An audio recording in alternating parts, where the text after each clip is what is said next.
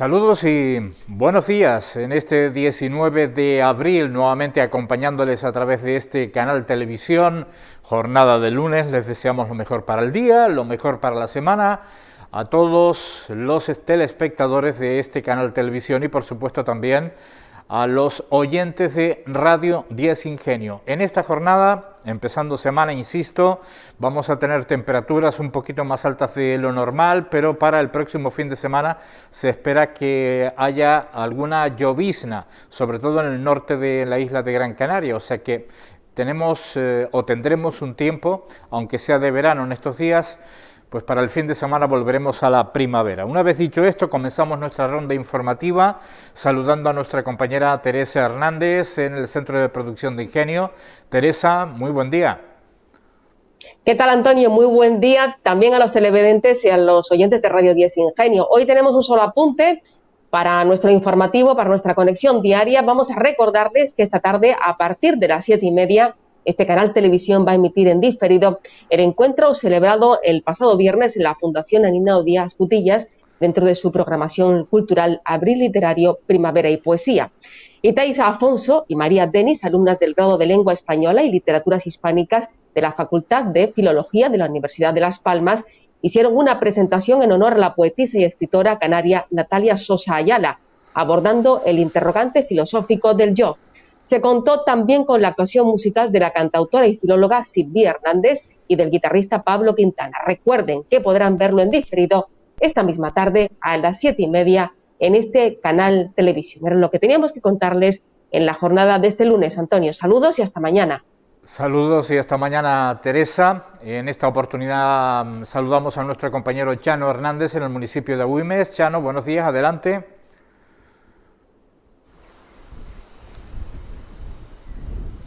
Muy buenos días, compañeros, desde la bodega municipal de Agüimes, donde le vamos a dar el avance de las noticias del municipio. Hablaremos de la compra por parte del Ayuntamiento de Agüimes a Gestur de unos terrenos situados frente al terreno de lucha de Las Crucitas, con el objetivo de ponerlo a la venta a precios asequibles para que los vecinos y vecinas del municipio puedan hacer sus casas de autoconstrucción y seguir residiendo en el municipio.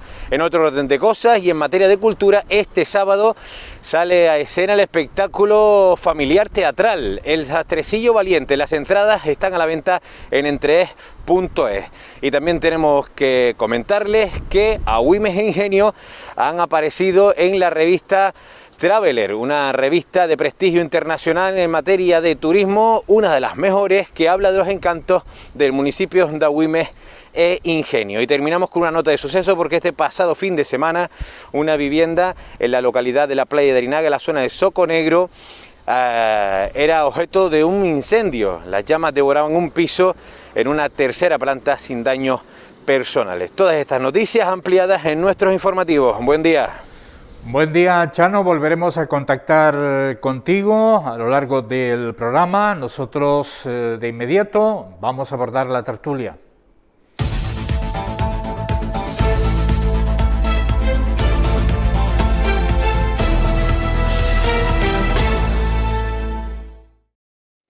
Alejandro Betancor, muy buenos días. Muy buenos días, Tony Miguel. ¿Qué tal? Bienvenido. Un placer, como siempre, estar por aquí, arrancando un nuevo lunes y ya con esas previsiones de lluvia que tanto nos hacen falta, pero disfrutando del calorcito que también hemos podido disfrutarlo la última semana.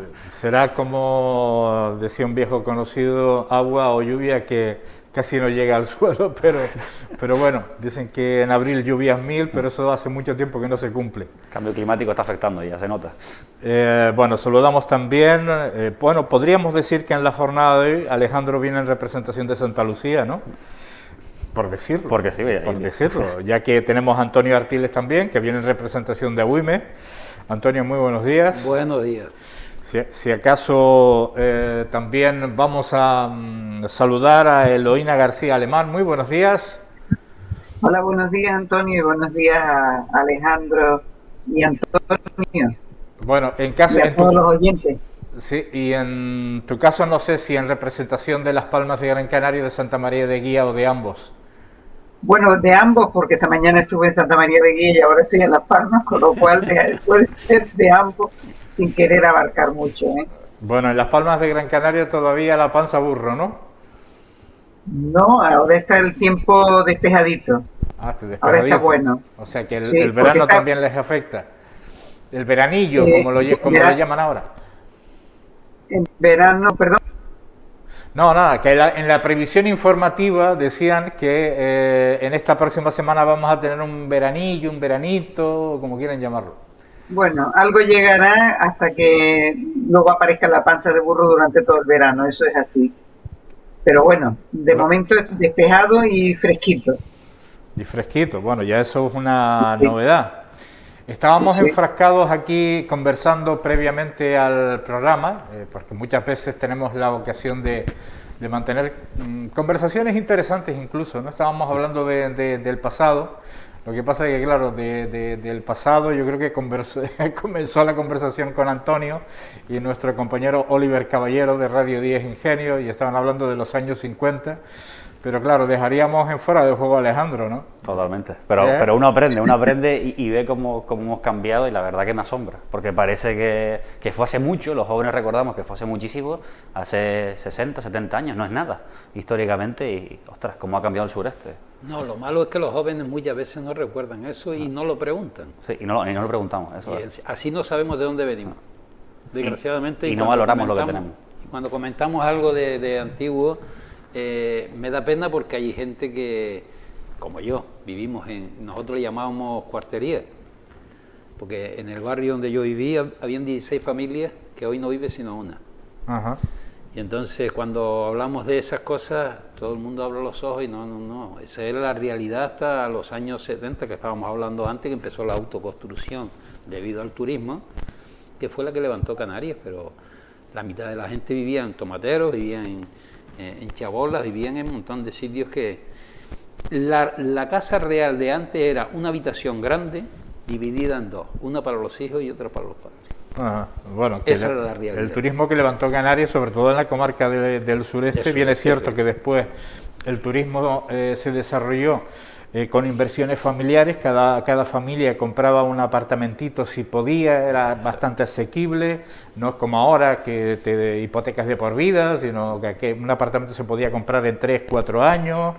Pues recuerdo de la época, por ejemplo, de comienzos de los años 70, un apartamento valía 250.000 pesetas o 300.000 pesetas aproximadamente, que era bastante asequible también. También es cierto que con los dineros de antes, ¿verdad? Sí, sí. Eloína, tú, ¿qué recuerdos tienes de Santa María de Guía hace... Bueno, lo estábamos hablando, creo que una vez hablamos y que te Sí. dedicabas, cuando hablamos de las nuevas tecnologías, ¿no? A pasear Sí. por los barrancos y todo esto, ¿no? Santa María de Guía, Sí, que sí. antes estaba separada de Galdar, ahora ya prácticamente es un único lugar. Le separa solamente un barranco. Por una parte, por otra parte está unida, es decir, Becerril de Gáldar y de Guía, es decir, que están unidas. Hay una calle que una acera pertenece a Gáldar y la otra acera pertenece a Guía.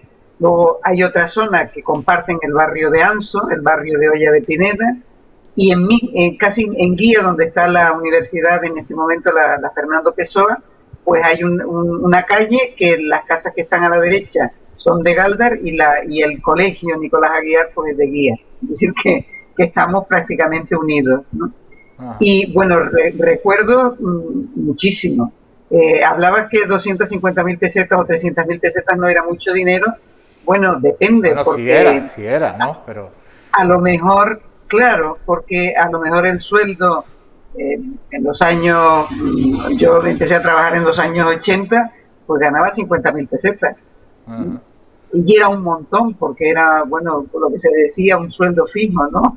Que no tenías que estar de una empresa a otra, pero imagínate cualquier otra persona. Cierto es que quizá la gente que se dedicó a la construcción en la zona sur con el boom del turismo, sí es cierto que ganó muchísimo dinero y que quizá esas 250.000 pesetas, pues a lo mejor en 2 años amortizaba el apartamento, ¿no? Pero no es el caso de la generalidad, ¿no? Que teníamos, bueno, pues estábamos trabajando, pero que los sueldos eran, pues eso, 50.000 pesetas era un montón. Sí, bueno, de todas formas fue una práctica extendida en toda la isla.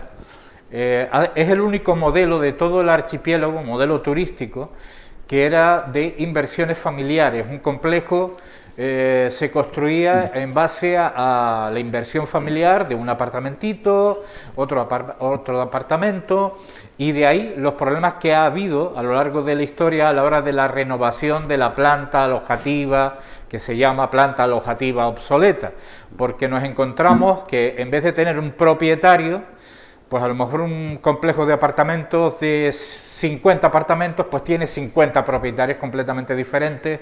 Muchos de ellos se han desprendido de los apartamentos porque ha habido que pagar derramas, ha habido que pagar remodelaciones, ha habido poca renta, ha habido crisis turística que ha revertido, pero muchas familias en la isla de Gran Canaria vivieron de las rentas de esa inversión inicial, que, vuelvo y repito, 250.000 pesetas o 300.000 pesetas, no es que se pagara en un año o se pagara en medio año, pero sí lo podías pagar en 3, 4, 5 años y no pasaba absolutamente nada. Que digo, que hoy vas a comprar un apartamento y te hipotecas de por vida. Es una cuestión completamente diferente. Y ese modelo turístico solamente en Canarias tuvo lugar en la isla de Gran Canaria. Se impulsó el sur a través de la inversión familiar, los ahorritos, un apartamento, y el alquiler de los apartamentos servía para apoyar a la economía familiar, más o menos, ¿no? Sí. Y de ahí, pues los problemas de renovación de esa planta de apartamentos, sobre todo San Agustín, Playa del Inglés, que se ha quedado pues ahí un poquito estancada por muchos esfuerzos que hace el Ayuntamiento de San Bartolomé de Tirajana para adecentar las zonas públicas, ¿no? Yo creo que es una lectura correcta, Antonio. Sí, vamos a ver. Lo que pasa es que hay una diferencia en lo que estaba diciendo Eloísa. O sea, en los años 80 cobraba ya 50.000 pesetas. En los años 66, 67, yo colaboraba en hacer las nóminas de don Antonio Benítez, que está ahí al lado. Y las personas trabajaban hasta las 3 y las 4 de la mañana. Y resulta que en la vez que cobraron, creo que fue en el 67, no quiero equivocarme, cobraron 1.000 pesetas de sueldo, se hizo una fiesta en el almacén. Y estamos hablando de trabajar más de noche que de día. O sea, trabajaban el día, más de noche trabajaban muchísimas horas. Y cuando cobraron 1.000 pesetas, recuerdo que se hizo una fiesta.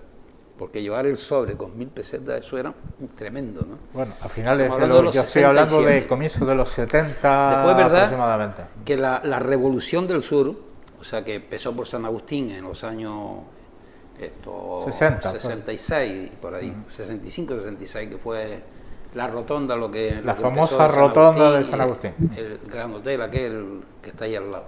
Entonces, el Big Clan, ¿no? El hotel Gran Canarias y el Folier, creo que fueron los primeros que se hicieron ahí. Y después ya arrancó hacia arriba, era el norte de Europa, los suecos y eso, por eso se llama Playa del Inglés, casualmente. Empezó los nórdicos, empezaron al ala derecha de San Agustín, a todos aquellos apartamentos eran de los nórdicos. Y luego se empieza Playa del Inglés, que empieza sobre los años 72, 71, 70. ¿Entiendes? Arranca ahí. Y es donde dice Eloísa que se cobraba un montón de dinero porque se desbocó, porque se hacía todas las carreras. Todo era de ajuste, entonces se cobraba mucho dinero y es cuando empieza la autoconstrucción nuestra. Compraban el solar, empezaban los cimientos y toda la familia, todos los amigos colaboraban en hacer la casa esa para cambiarse de casa porque vivían fatalmente. Y además otra cuestión que hay que añadir a esa historia, que bueno, se seguía trabajando en la comarca del sureste en la parcería, y a tiempo parcial, quien podía, sobre todo los hijos, trabajaban una parte del tiempo en la parcería cuando podían, y encontraban trabajo en la zona turística, emergente, bien en la construcción, o bien cuando el complejo quedaba acabado, pues solían echar mano de alguien que fuera conocido y se convertía en recepcionista, y con todo esto, recepcionistas pues también podían ser limpiadoras, en fin, había un perfil de trabajo muy, muy grande, y casi todo ese trabajo lo daba la comarca del sureste, ya cuando empezaban los locales comerciales también. Lo daba y creo que lo da a día de hoy todavía la comarca del sureste. Hemos pasado, si es verdad, de ese sector primario a ese sector servicios que reside en la comunidad. Pero en los años 70 era combinando a parcería, pues estarían trabajando todo el día de sol a sol, ¿no? Sí, sí, sí. Era combinar a parcería con la autoconstrucción de su propia vivienda y con su trabajo en el sur de la isla de Gran Canaria. Es que vivían, mucha gente de los alpaceros vivían en donde tenían el terreno. O sea, vivían allí, o sea, hacía su yabola de caña, le llamamos vara de tomatero. Hacía su yabola y tal, se la reajustaban y allí comían, allí hacían su vida. Después ya cuando terminaban la zafra, como decíamos nosotros, se volvían a donde vivían, a la yabola donde tenían, porque antes no había, por mucho que digan la gente, o sea, los núcleos poblacionales eran muy cortos y el resto era todo yabolas. La transformación social fue espectacular, o sea que yo creo que históricamente es una transformación brutal, y el problema, como bien decía Antonio, es que a día de hoy todavía nos seguimos dedicando al sector servicios, sobre todo en la zona de Playa del Inglés, San Agustín. No, ya tira, tira por la costa hacia el oeste. Yo quiero ir a Meloneras, no tanto, porque Meloneras sí se ha modernizado y es... Bueno, Meloneras lo que pasa es que es un modelo de turismo, de hotel, tiene una modernización a día de hoy todo incluido que no la tiene Playa del Inglés. Y es verdad que uno de los grandes problemas cuando ya empezaron a construirse los grandes centros comerciales es que no son centros comerciales de ocio nocturno. Al final son propietarios que alquilaban determinadas zonas, y al final se basa por la ley de propiedad horizontal, como si tú tuvieras un piso. Me estoy refiriendo al centro comercial Yupo, por ejemplo, no es un centro comercial. Ahí cada uno tiene como una vivienda, un piso, y cada uno es dueño, y después hay una comunidad de propietarios y entre ellos se ponen de acuerdo. Claro, para a día de hoy, pues, que un ayuntamiento, que un cabildo, pues quiera iniciar un plan de remodelación es muy complicado, porque no se va a poder hablar con pocos propietarios, hay que hablar con miles de propietarios. Ahora no. Que tienen... Llevan 25 años hablando de la renovación y es muy complejo, muy complejo, nunca mejor dicho. Sí. El remodelar un complejo de apartamentos. En cuanto al norte de la isla de Gran Canaria, básicamente eran otros tiempos, era mucho más la mitad norte, Eloína, volcada hacia la agricultura, muy especialmente hacia el plátano. El tomate en la comarca del sureste, sobre todo las zonas de costa, Galdar, Guía, Arucas, el trocito que tiene Moya también, bueno, todo aquello eran plataneras, y ya en medianías pues ya se aprovechaba para otro tipo de cultivos, especialmente la papa, aunque seguía también las plataneras. Es increíble ver una fotografía de Trasmontaña o desde la parte alta de la montaña de Arucas y ver absolutamente todo plataneras, ¿verdad? Y también estuvo una época bastante considerable, unos cuantos años, que se cultivaba la caña de azúcar. En Moya, en Guía, en Arucas, se cultivaba también la caña de azúcar. Y mucha de la gente que iba a trabajar a los tomates, a las zafras, eran del norte. Yo recuerdo, yo pequeñita, ¿no?, que incluso familia mía iba a trabajar al sur a la época de la zafra, como decía Antonio, y bueno, y trabajaban eso todo el día y parte de la noche, gran parte de la noche. ¿Por qué? Porque era la única forma que tenían de compensar un poco el abandonar su casa, su familia, dejar a veces niños pequeños para poder irse al sur a trabajar en los tomates y luego venir con algo de dinero, ¿no? Pero luego continuaban trabajando, pues, fundamentalmente en la agricultura. Todavía queda algún poquito de platanera, hay algunas zonas donde han vuelto a plantar platanera, en la zona de San Felipe, entre Moya y Guía, se está recuperando un poco esa plantación, pero ya en Galdar hay mucho menos, en Guía, la zona donde antes había muchas plataneras, muchísimas menos, y sí hay terrenos que se están dedicando a hortalizas. Yo creo que fundamentalmente para el consumo interior, ¿no? Y bueno, como dice Braulio, aquellos tiempos de antes, ¿no?, que no son tan lejanos, pero que ya consideramos como obsoletos. Cuando vemos reportajes sobre algunas comunidades de África, Sudamérica, yo recuerdo vivirlo. vivir el tener que ir a buscar agua a la fuente, el tener que ir a lavar al barranco. No soy tan vieja, ¿eh? No, no. Pero eso lo he vivido. Entonces, eso es el recordar la gente que no fui a trabajar nunca a los tomates, pero sí a recolectar caña dulce. Y era un modo de vida, ¿no?, que compensaba pues otras tareas que hacía. Y de esto, pues, oye, 50 años, como mucho. Y nos asombramos hoy lo que hacen en Mozambique, que están llevando, los niños llevan el agua de las fuentes o de los pozos. Bueno, pues nosotros eso lo hacíamos. Y lo curioso, y yo creo que Antonio, que yo creo que puede confirmarlo, que éramos felices, mucho más felices que ahora. Bueno, era un modo que había que hacerlo, que era, a lo mejor éramos tontos, ¿no? Pero yo realmente, a pesar de los problemas familiares que tuve siendo niña, pero a pesar de eso, pues yo era feliz. Íbamos al barranco y lo pasábamos súper bien con los niños y las niñas jugando, y tenía que llevar la ropa después, subirla a una cuesta impresionante, pero bueno, era como hasta divertido. Y la gente que iba a trabajar a los tomateros y a los almacenes, pues es verdad que trabajaban, que lo sufrían, pero luego contaban las anécdotas de cómo lo pasaban, y era un ambiente como mucho más sano, como mucho más divertido, y la gente trabajaba pero era feliz, ¿no? Ahora, como todo el mundo quiere todo ya ahora y en este momento, pues como es más difícil de conseguir, porque la lotería no nos toca todos los días y hay que trabajar para poder conseguir algo, y si no hacer otras cosas que no son muy recomendables, pues no sé, éramos, bueno, a lo mejor atontadillos, ¿no? Pero bastante más felices. Yo muy feliz, y lo que recuerdo de lo que contaban mis tías y mis primas que iban a trabajar, pues como muy bien. Sí, bueno, con lo se cual, socializaba mucho. Algo de cierto habrá en que éramos más felices. ¿Cómo, Sí, perdón? No, digo que se socializaba mucho, pues hay imágenes, sobre todo la FEDAC. Yo recomiendo a quien tenga curiosidad que se meta en la página de la FEDAC. También hay vídeos antiquísimos que están saliendo ahora por todas partes de las costumbres cuando se llevaba precisamente o bien agua, o hay unas imágenes preciosas en Agaete donde toda la familia o todas las familias se dedicaban a la pesca, los pequeños cogían el pescado, las mujeres se lo llevaban a la cabeza, es algo que ya ha desaparecido, evidentemente.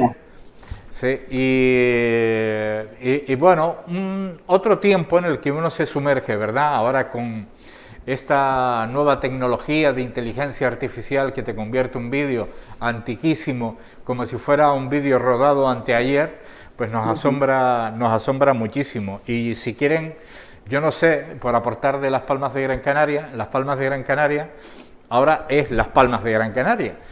Pero cuando uno era muy pequeño, Las Palmas de Gran Canaria no era una capital, que en sí lo era, sino era una serie de pueblos consecutivos, ¿no?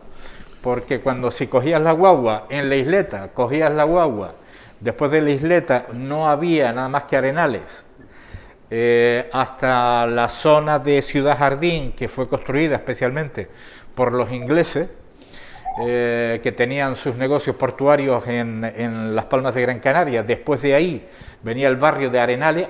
Alcarabaneras era una cosita muy chiquitita. Venía el barrio de Arenales, pero entre medio estaban las plataneras, en el barrio de Arenales, o sea que eran como varios pueblos consecutivos. Y hasta bien entrados los 80, tú cogías una guagua en la playa de las Canteras y decías que querías ir a Las Palmas. Sí, sí. Y nadie se asombraba. Las Palmas era la zona de Vegeta y Triana. Pero era la realidad. O sea, había una calle, yo recuerdo una calle solo que iba hacia la isleta, y lo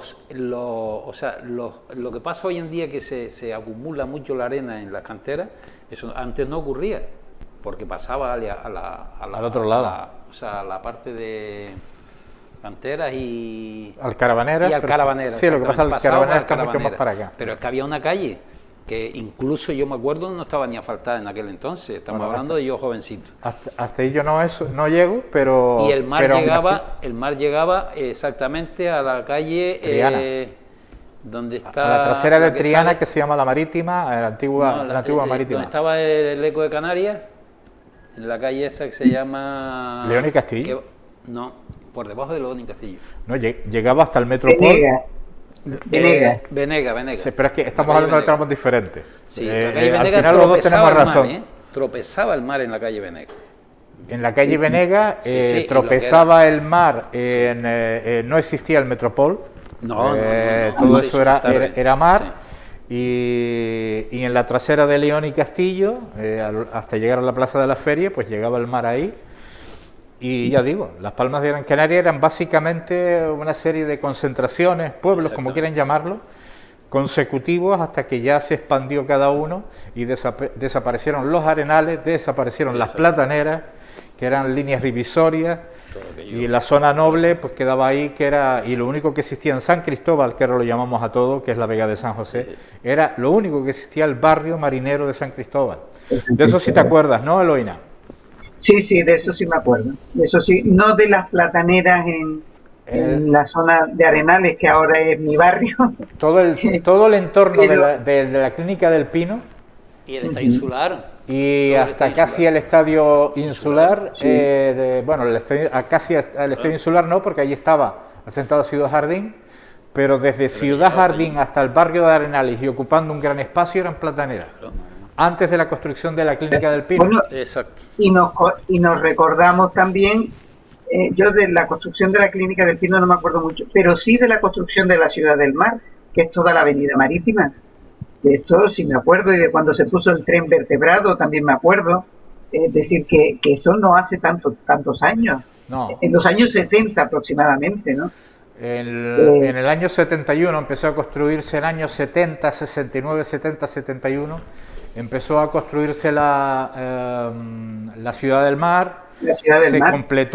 Se completó la avenida marítima, sepultando para siempre el puerto de Triana, de Las Palmas. De Las El puerto Palmas. de Las Palmas se llamaba, Exactamente. porque No, el hoyo, lo recordamos porque fue hasta el otro día. se sigue llamando el hoyo.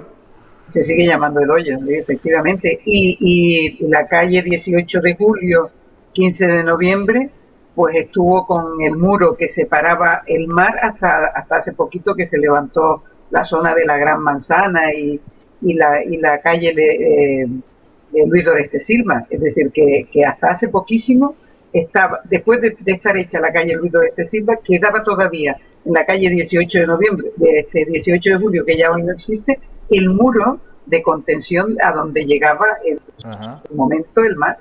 Y Antonio, que mencionaba el Estadio Insular estaba rodeado de arenales, no existía paseo de Chile, Sí.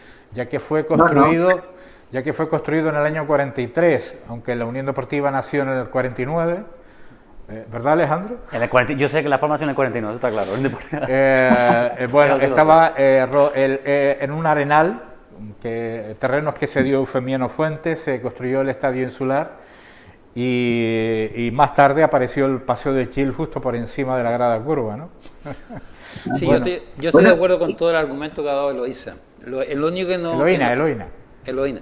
En lo único que no estoy de acuerdo es en que eran tontos. No, los niños no eran tontos, eran listísimos. Lo que pasa es que los medios que habían eran tan escasos que eras feliz con lo que tenía. Porque yo recuerdo, y te digo solamente una anécdota, el que se rompía un zapato, resulta que se amarraba el dedo, o sea que el listo sí era, se amarraba el dedo para ir a misa, para cuando salía de misa se quitaba el vendaje, que era un trapo, no era venda ni nada, era un trapo, y el otro zapato se lo ponía encima del hombro. O sea que el tonto no tenía un pelo, a correr descalzo, porque no había, No, sino, es no había más. para comprar otro zapato. Esa No, era la es más, realidad. no solamente, no, lo decía en plan un poco irónico, no solamente no éramos tontos, sino que además éramos muy creativos. Yo creo que en esa etapa la gente creaba, no utilizaba cosas, no, creaba. Y creaba porque, bueno, pues efectivamente porque había una inteligencia natural, no sé si para sobrevivir o para lo que fuese, ¿no? Pero había una inteligencia natural que permitía que los chicos, las chicas, creaban de la nada.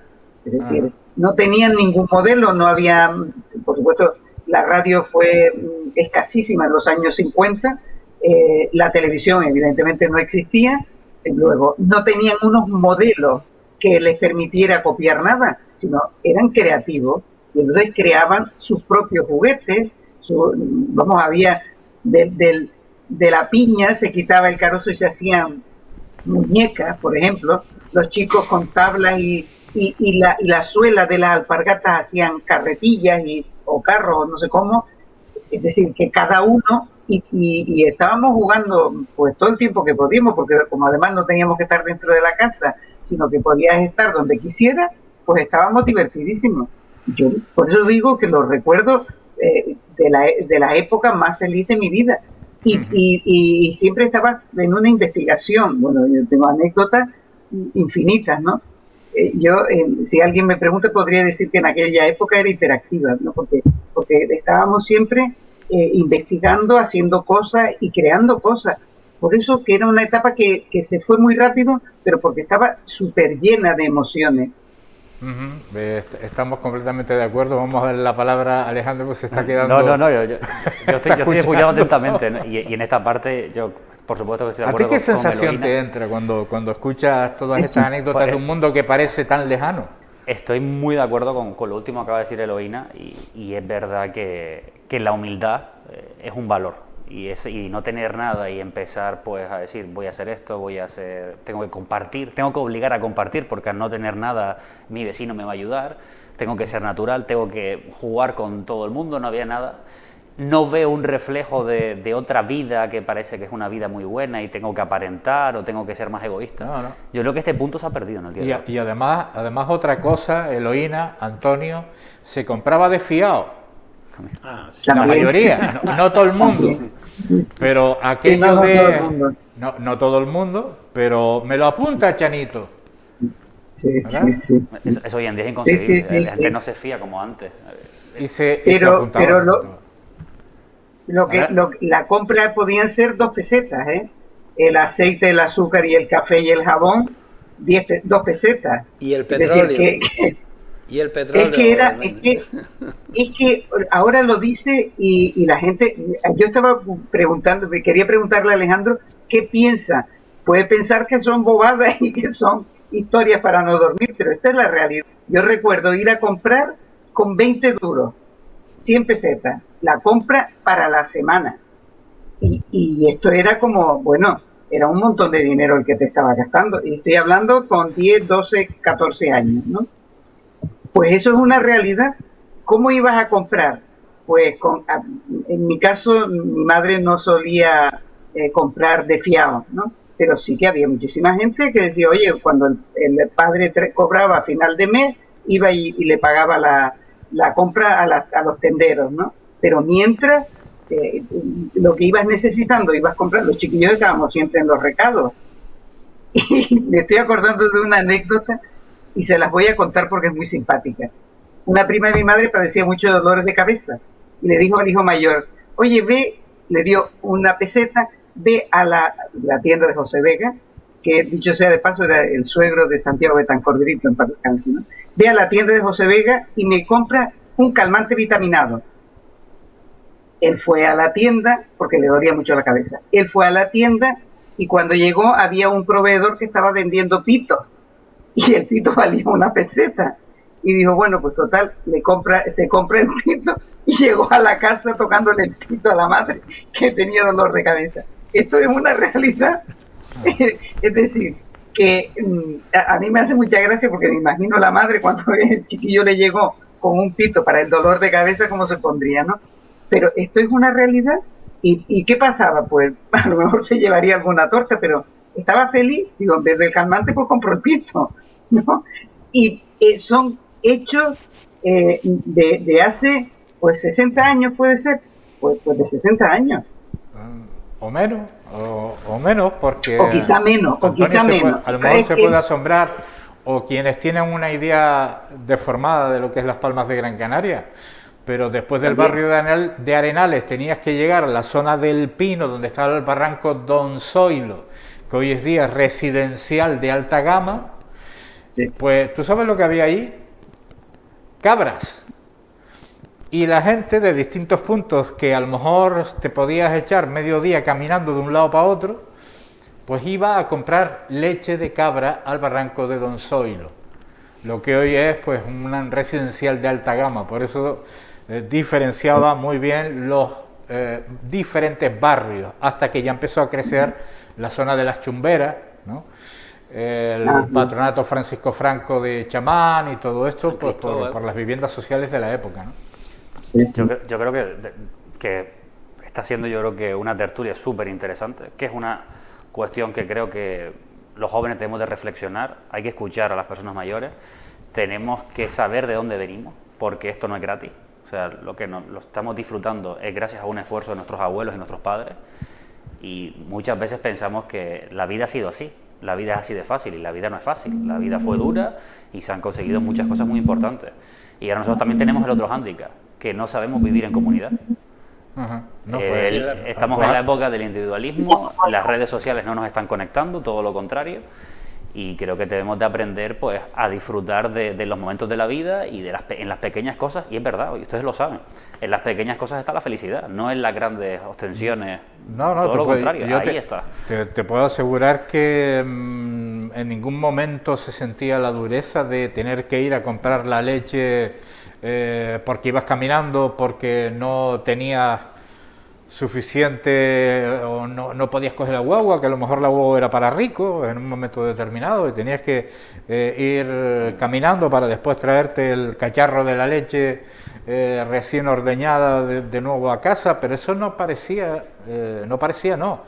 tenía comparación con sencillamente había que hacerlo y se jugaba en la calle y las lavanderas, socializaban en todas las tareas, incluso en las plataneras muchas veces la mujer tenía un papel fundamental también en el hombre, el hombre es el que cargaba, la mujer es la que cortaba, pero nunca, igual que ahora, o igual que hace muy poco, nunca se vio en aquel momento como un problema, igual que ustedes tampoco verán, pues salvo los problemas del día. Era una forma de vivir, sencillamente. Sí, o sea, hablaba Eloína de... Es que creo que hemos perdido la comunicación con Eloína, me da. Sí, no lo confirma, sí. Había escuchado un sonido raro por el pinganillo. Pero ella decía que la gente del norte se venían a los tomateros, y es verdad, pero y gente del sur se iban a Las Palmas. Y yo recuerdo cuando llegaban a Agüimes, por ejemplo, yo hablo de Agüimes, cuando llegaban de Agüimes, no, es que yo vivo en Las Palmas y tal. Y claro, yo que mi madre me mandaba a comprar a Las Palmas, a la zona de 18 de julio, precisamente, que donde llegaba al mar, que había una venta de carbón, sal y otra cosa era que comprábamos ahí. Me mandaba allí y yo decía, bueno, ¿y dónde viven en Las Palmas? Y entonces le preguntaba al viejito aquel y me comentaba, dice, no, eso viven en Don Zoilo, en el barranco Don Zoilo, o en el barranco Mata.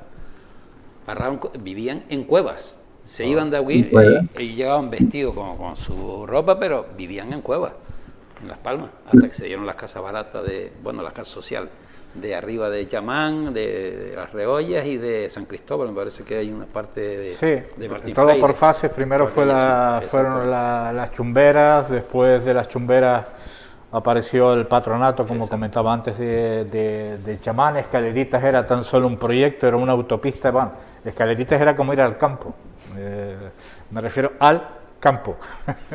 Salir de Las Palmas de Gran Canaria, porque ya en la punta arriba pues no te encontrabas nada, y ya fue en los años 70 cuando se empezó a construir lo que es la feria, etcétera, etcétera. O sea,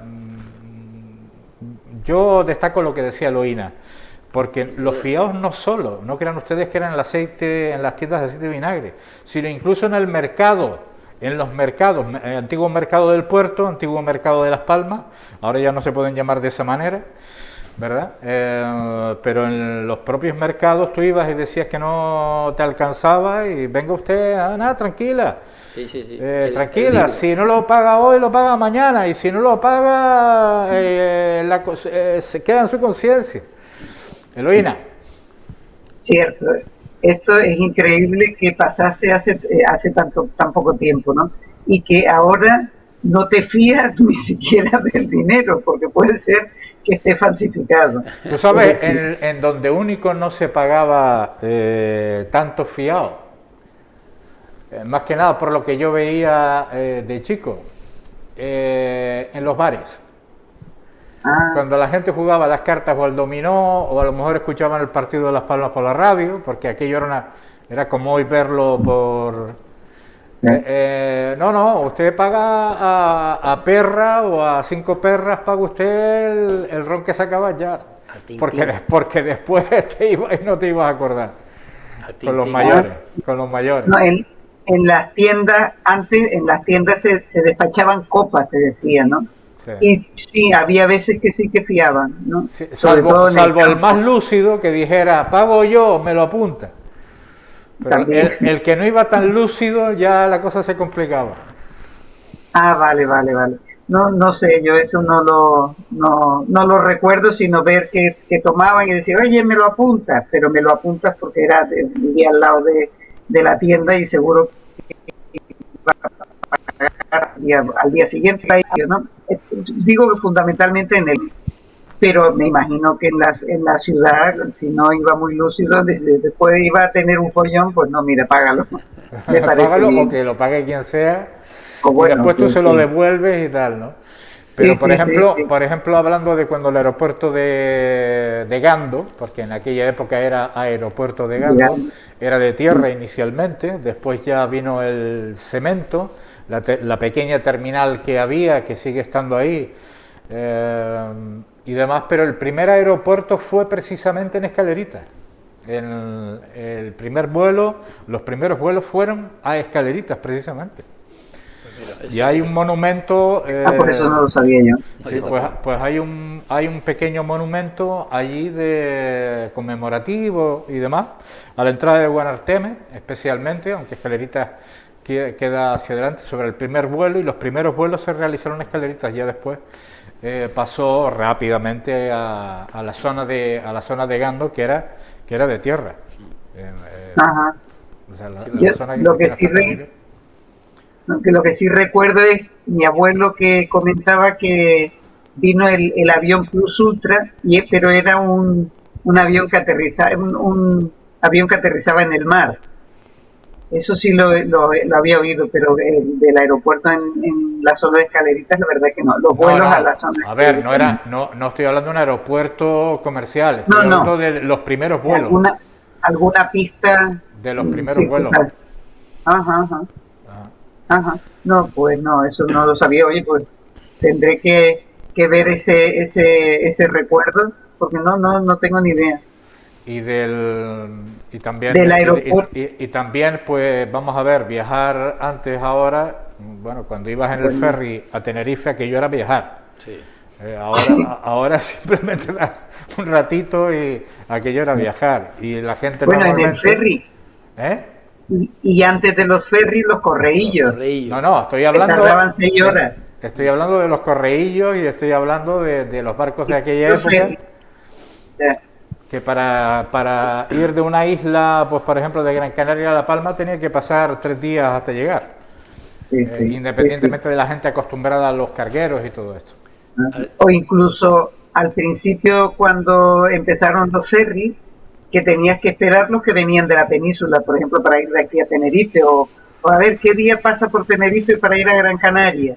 Pues pasa los jueves, pues hasta los jueves no te podías venir, si querías venir en ferry, evidentemente. En avión había un poco más de facilidades, pero en los ferries, hasta que llegó el Ciudad de la Laguna y Las Palmas de Gran Canaria, pues los que esperaban eran los de la península. El Ciudad de la Laguna y el Villa de Agaete.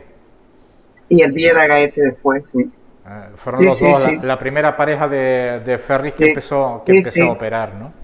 Bueno, ¿y de Ingenio a dónde se iba de luna de miel, Antonio? ¿De luna de miel? Sí. Pues el que tenía algo de poder, se iba al burrero. ¿Al burrero? El que tenía algo de poder. Eso de luna de miel, antes eso no existía. No existía, no. Porque realmente no había medios. Ya. Yo conectaba contigo cuando él hablaba de vecindario antes, Y te digo una cosa, en el año 79, no quiero equivocarme, pasó un avión por ahí con el presidente del gobierno que en su día se llamaba Adolfo Suárez y creó la zona catastrófica. O sea, que no es, mira cómo vería él la zona, toda esta del sureste, que nombró zona catastrófica la zona de vecindario, que fue la que sacó a vecindario, dicho sea de paso, no comenten de otra cosa y tal, que fue la que sacó a vecindario.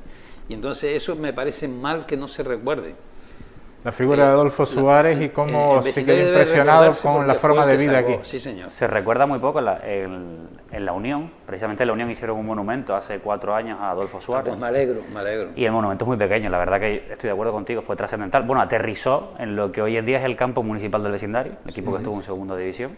Aterrizó y fue un viaje muy express, porque estuvo en varias zonas de Canarias. Y en ese momento fue que le dijo, no sé si estaba el gobernador civil en esa época o delegado del gobierno, creo que era gobernador civil en aquel momento, no delegado del gobierno todavía.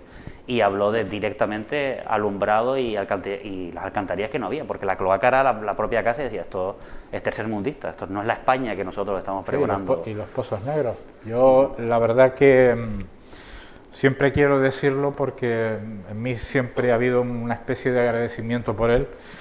Eloína, pues tuve la oportunidad de conocer a Adolfo Suárez y entrevistarlo en 2 ocasiones diferentes, y cuando me han preguntado cuál ha sido la persona o el personaje con el cual has disfrutado más o que te ha impresionado más, siempre digo y diré Adolfo Suárez, que fue el responsable político como presidente del gobierno, de la transición. Un personaje irrepetible, y yo lo tengo grabado en la memoria, y ojalá pudiera tener algún documento sonoro o fotográfico del talante de político, de estadista que tenía Adolfo Suárez. Eloína. Pues tiene que ser un orgullo el poder, el haber entrevistado a Adolfo Suárez, porque para mí es una figura política, pero fundamentalmente humano. Yo creo que fue una persona que pensó en España y se vio en su quehacer, en su día a día, ¿no? Y si, bueno, yo esas anécdotas no las conocía, pero desde luego da razón de cómo era y cómo le importaban las personas, que yo creo que a los políticos de hoy lo que no le importan son las personas, ¿no? Y cuando un político lo que quiere es el bienestar de sus conciudadanos, eso es realmente, para mí es un modelo a imitar, sin lugar a dudas. Y lo que hizo en España, pues yo creo que tiene que haber reconocimiento mundial, como así ha sido. Es decir, la labor que él realizó en el periodo de transición ha tenido un reconocimiento mundial. Quizá quienes menos le reconocemos seamos quienes más les tenemos que agradecer, ¿no? Que somos los españoles. Pero sin lugar a dudas te doy la felicitación, porque tiene que ser una satisfacción inmensa el haber podido entrevistar a Adolfo Suárez, porque supongo que sería una persona sencilla, cercana, por supuesto que honesta, y bueno, me habría gustado a mí haberlo hecho. Bueno, pues los calificativos que acabas de poner, Eloína, es lo que yo percibí de él. Una persona que en el trato era muy cercano, era muy agradable, conversar con él era muy agradable, cuando perfectamente podía ser pues un político con distinto perfil, ¿verdad? Mucho más lejano, mucho más... No, todo lo contrario. Yo siempre vi, y fueron 2 oportunidades, siempre vi una persona muy cercana, muy humana, también muy inteligente, y sabía mantener los momentos, aflojar y apretar cuando... Que repasar su historia. Fue portada del Time, Adolfo Suárez fue portada del Time. Adolfo Suárez fue gerente de Radio y Televisión Española antes de estar en el gobierno, y fue, yo creo que de las personas más inteligentes que hemos tenido en la historia de nuestro país, porque fue el artífice, junto con Torcuato Jiménez Fernández también, que hay que reconocerse, lo que fue el que empezó a escribir la ley de reforma política en el 77 dentro de las Cortes franquistas, que las propias Cortes franquistas fueron las que votaron democracia y con ello el referéndum para nuestra Constitución de 78, todo eso hecho sin pistolas, todo eso acatando a poderes como Recordemos que el Partido Comunista no estaba legalizado en ese momento, lo legalizó en Semana Santa cuando veía que los militares... Te puedo asegurar que se montó una buena en España cuando se legalizó el Partido Comunista, porque gran parte de la opinión pública era contraria. Ley del divorcio también, es que hablamos de muchas cosas que después de una dictadura tan férrea como la de Francisco Franco, en tan poco tiempo y sin que ningún poder fáctico del Estado pues fuera, excepto ese fallido golpe de Estado del 81, es que es un modelo. Yo creo que a nivel mundial no ha habido un modelo como el de España que no se derramara nada de sangre. Yo creo que yo creo que estadistas en general, Eloína, si me lo permite, porque enseguida nos vamos a ir a Güímez, estamos en el tramo final, hoy lo hemos dedicado al recuerdo, porque básicamente viendo la información del día nos vamos a repetir con muchas cosas. Yo creo que ha sido intencionado, la idea me la ha dado Antonio, ha sido intencionado que echemos la mirada atrás, pues siguiendo la conversación que mantenía con nuestro compañero Oliver Caballero, porque a nivel informativo nos volveríamos a repetir sobre todo lo que dicen los medios de comunicación. Y yo creo que también es bueno oxigenar con todo esto. Pero yo, si me permiten opinar al respecto, y también en referencia a lo que tú dices, Eloína, yo lo que percibí en aquel momento era una gran altura de muchísimos políticos, como estadistas. Estadistas quiere decir que pensaban más en el Estado que en su propio partido. Había mucha altura y cuando se negociaba a solas, se sacaba la foto, váyanse todos ustedes, y después las declaraciones siempre eran por el interés del Estado, no eran por el interés del partido. ¿Antonio? Sí, sin duda, o sea, hubo una masa se tragaron política. Muchos sapos en la transición. Y lo tuvimos aquí en Canarias, no solo en Madrid. En Canarias tuvimos una serie de personas que ojalá tuviésemos ahora esa calidad de la Junta de Canarias. Sí, la Junta de Canarias. Pues, y lo digo porque hoy en día se piensa más en el sueldo que en la política. Y es desgraciadamente el gran fracaso que tuvo Adolfo Suárez, fíjate. Empezó por Adolfo Suárez. Adolfo Suárez se reunía a una serie de personas, y lo hablo y lo puedes mirar en toda la hemeroteca. Se reunió una serie de personas que yo decía, ¿cómo es posible que este hombre, con esa altura de que tiene, pueda rodearse de esto, ¿no?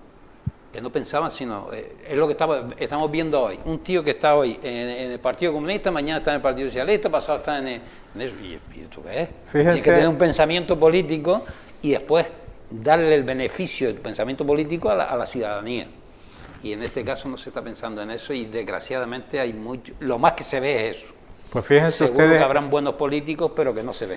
Pues el que fue mano derecha de Adolfo Suárez, Lorenzo Larte Cuyen, me contaba en su momento una anécdota, hablando precisamente de aquel encuentro, y también le expresé exactamente lo mismo, porque por el desempeño profesional, pues he tenido la inmensa fortuna de conocer a personas que jamás creí que iba a conocer.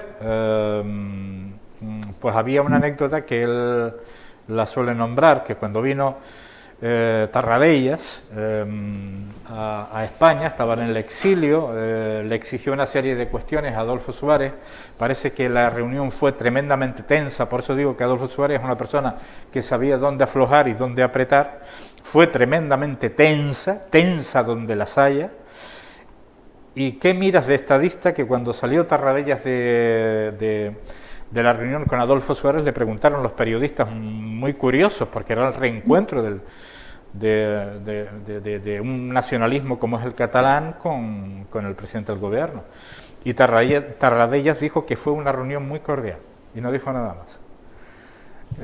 Fíjense cómo cambia el cuento cuando ahora precisamente lo que haríamos, o lo que se haría después de una reunión, sería poner, digamos, por delante el partido, tus reivindicaciones que no han sido atendidas. O todo lo contrario, que es aún más feo que se ve. Estar en la reunión, un momento voy al baño, periodista, y terminar la reunión que saca otro político, que este señor acaba de decir esto en prensa. Si me está diciendo lo contrario hace 2 minutos. Pero es la política espectáculo, la política show, y aquí el problema que tenemos es que los partidos mandan mucho más que las personas en los propios países. Pues los militantes no valen. Lo que vale es la sigla del partido y depende de quién esté arriba en el partido, pero realmente no tenemos una democracia tan directa y tan plausible en la ciudadanía. Y yo creo que eso es una de las cosas que está haciendo que muchos ciudadanos se cabren y tengamos este caldo de cultivo político cada vez más radicalizado y menos centrado y menos moderado en cuáles son los problemas y, sobre todo, cuáles son las soluciones, porque yo escucho mucho problema y no veo la solución. Pues fíjense ustedes con Josep Tarradellas, que podía haber sacado rentabilidad para el sentimiento nacionalista catalán, para el independentismo, preguntado por los periodistas después de una reunión tremendamente tensa, donde realmente hubo leña política. Tarradellas lo único que dijo ha sido un encuentro muy formal a mi llegada de España con Adolfo Suárez, y se marchó. Entonces, el sentido estadista de las cosas. Eloína, llegamos al final.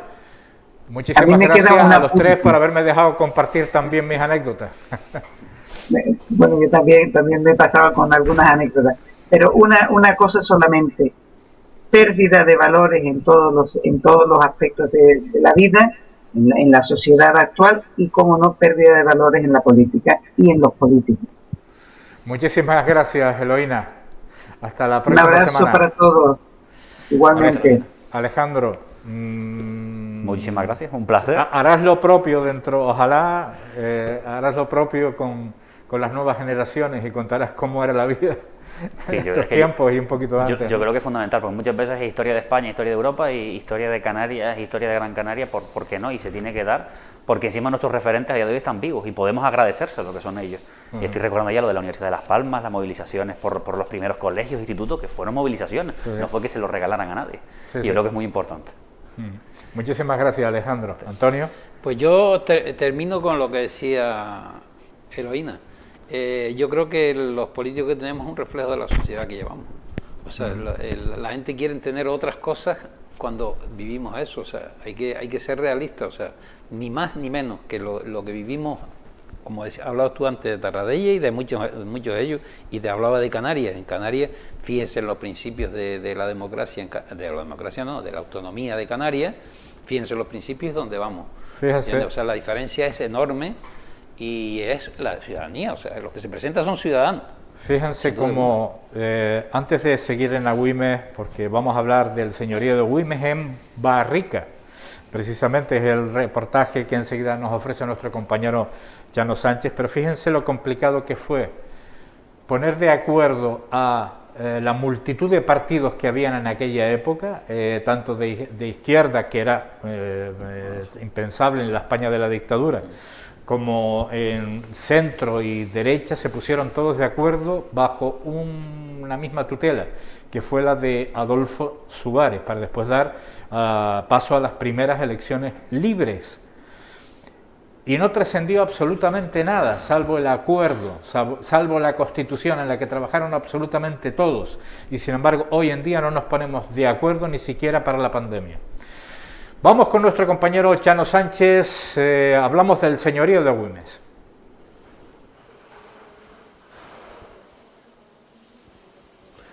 Muy buenos días, compañeros, nos encontramos a esta hora de la mañana en la bodega municipal de Agüimes para conocer cómo se embotella un vino novedoso, el tinto en barrica. Para hablarnos de este proceso está con nosotros el responsable de la bodega municipal, Javier Ventura. Buenos días. Buenos días. Por primera vez el señorío de Agüimes tiene un vino en barrica, tinto. Sí, le ha dado la circunstancia de la uva de la cosecha 2020, de una buena calidad, con una buena acidez y grado alcohólico, y hemos decidido hacerlo los 500 litros en roble francés. ¿Qué diferencia hay de hacerlo en roble en francés a los habituales depósitos? Son vinos con otras características diferentes y de uva más madura, ¿no? Conseguimos unos vinos más de otra calidad. El vino lleva 6 meses en barrica. ¿Cuál es el procedimiento ahora? Estuvo 6 meses en barrica y pasamos ahora al embotellado, ¿no? Podemos verlo aquí. Sí, ¿te seguimos? Tenemos el depósito donde cae en esta cuba. Cogemos la botella, vacía. Empieza a llenarse. Sí. Son botellas oscuras, tenemos de referencia cuando cuando pare la salida del aire. ¿Cómo se llama esta máquina? Embotelladora. Muy bien. Esta embotelladora hace llena, ¿cuántas botellas a la vez? Estamos viendo que 6. 6, exactamente. Muy bien. Una vez llena, lo pasamos a la encorchadora.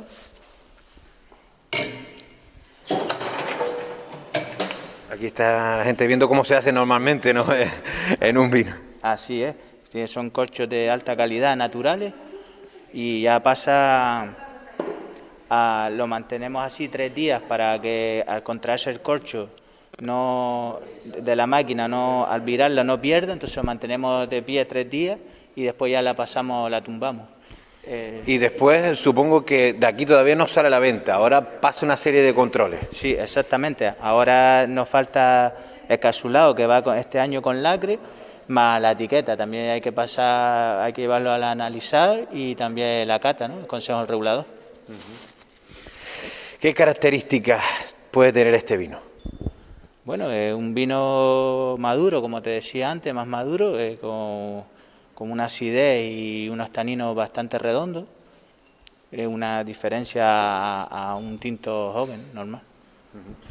Pues muy bien, muchísimas gracias por darnos a conocer el proceso de embotellamiento de este vino. Recordamos, por primera vez en barrica, en la bodega municipal Señorío de Agüimes, que estará comercializándose, como decía Ventura, tras pasar los diferentes controles. Estipulamos que en mayo o junio podrá comercializarse en los puntos de referencia del municipio, como son algunas tiendas y también en la red de museos. Exactamente, así lo ha comunicado la concejala Jessica Santana. ¿Sí?